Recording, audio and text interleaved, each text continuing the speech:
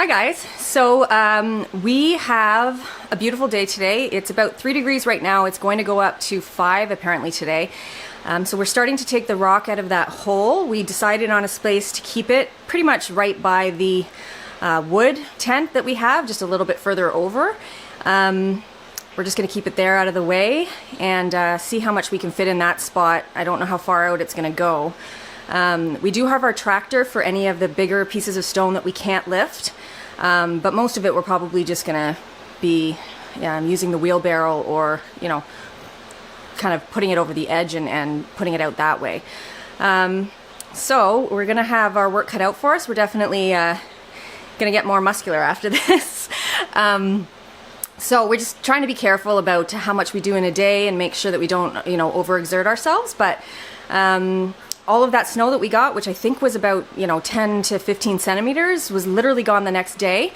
And now our property looks exactly the way that it did before it snowed. So the weather is getting warmer. We saw some geese yesterday, and, we're starting to see a lot of the animals coming out. And so that's pretty exciting. We know spring is here. So yeah, we're going to get to that.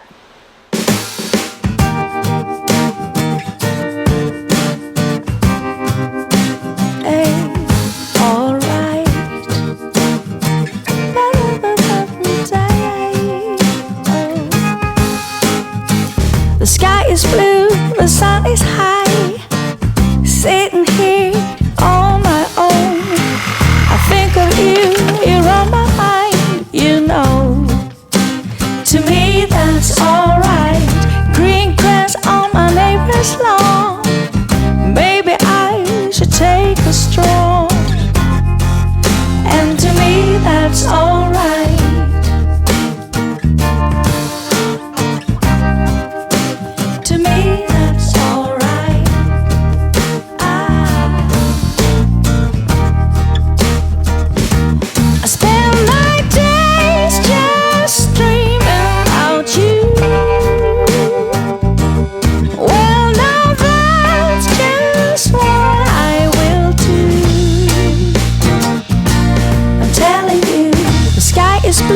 The sun is high. I'm sitting here on my own. I think of you, you're on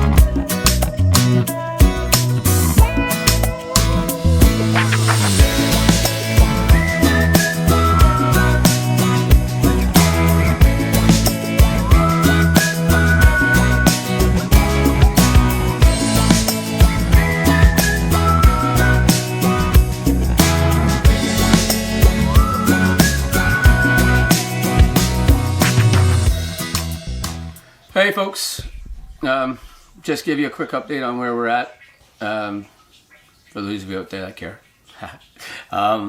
We have apparently a storm coming in. Winter's just hanging on like grim death these last few days, and it looks like in the forecast the next few days they're still hovering around zero and in some cases dropping well below.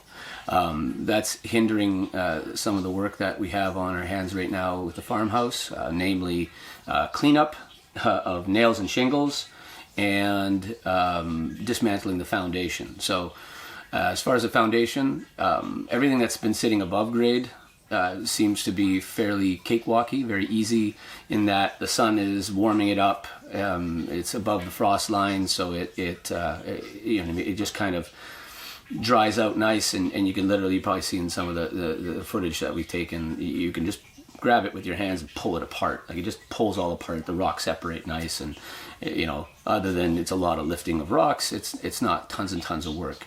But as soon as you get below grade and start to get in where the frost is still hanging on in the ground, it becomes pretty impossible. Like it's very old mortar. Like again, like I say, when it's dry, most of it's like sand. It doesn't even hold together like cement anymore.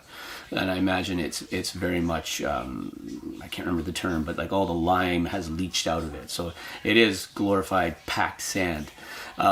So because of that, all the water is leaching in from all around the site into the basement through the stones, and it's just soaking all that mortar. And because it's still frozen, it might as well be just one continuous pile of rock. Like I say, where it just kind of breaks apart above grade, once you get below the frost line, even with my great big cold chisel and my hammer, I can't separate those without really putting probably too much effort.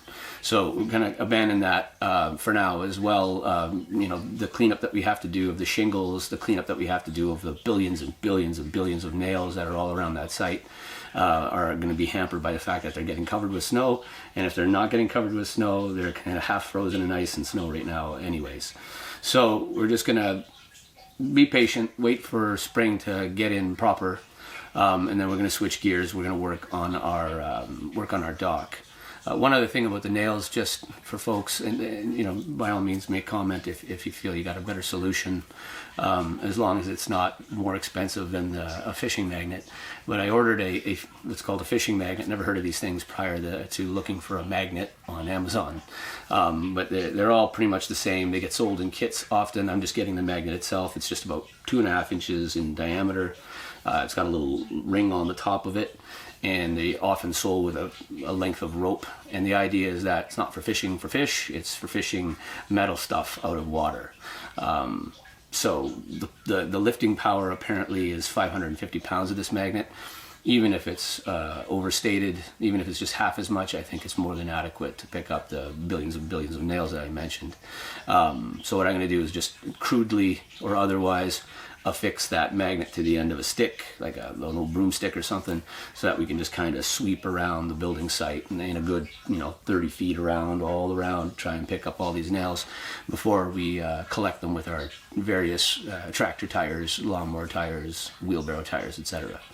Oddly enough, we have 3 flats that we have to fix that aren't nail related. Won't get into the details of that, but I know if we've got that on our hands already, if we just start driving around over all those roofing nails, it's going to be a nail-based nightmare. Anyone who's dealt with roofing nails or pulled them out of their tire, they're notorious because of the way that they sit on the ground with that really wide head. When you roll over them, they tend to tip up and drive into the tire. So I know personally I probably had at least 2 flats that I can think of where the culprit was a roofing nail, and I just found it nice and flush against the rubber in the tire. So I can patch tires, but I'd rather avoid it. So again, it's all frozen solid right now. Ton of snow coming. We're going to set that aside. It's a really beautiful day today though, and we just figured we've already got the materials because we were planning on building the dock last year. So we're going to kind of revive that project and get started, and really working on the framing today. It's essentially going to be a simple frame, 24 centers, the floor 2x6s, and then the idea is we have 6 barrels, so in between sets of joists we'll have 2 barrels, like one in front of the other in between the joists, and so the frame will sit on top of those and float on top of those.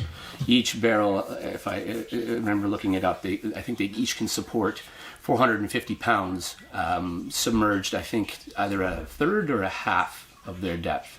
So the idea is that you want to ensure you have enough barrels so that your dead load, which is the weight of the structure itself, plus your live load, which is the snow, people, furniture, stuff you're putting on it, you want to make sure that all of that load is supported and the dock still floats up and out of the water. You don't want the wood submerged. I'm not making it out of pressure treated lumber, because something about pressure treated lumber in a river makes me sad. I know that I've been warned by people at the Home Depot and different folks in reading that I've done that there is chemicals that can leach out of that, so I really don't want to be floating it around in the water. So the idea is that I just want to keep it up and out of the water, keep it dry, and it should be fine.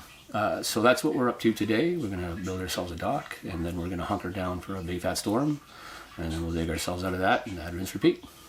Bye, everybody.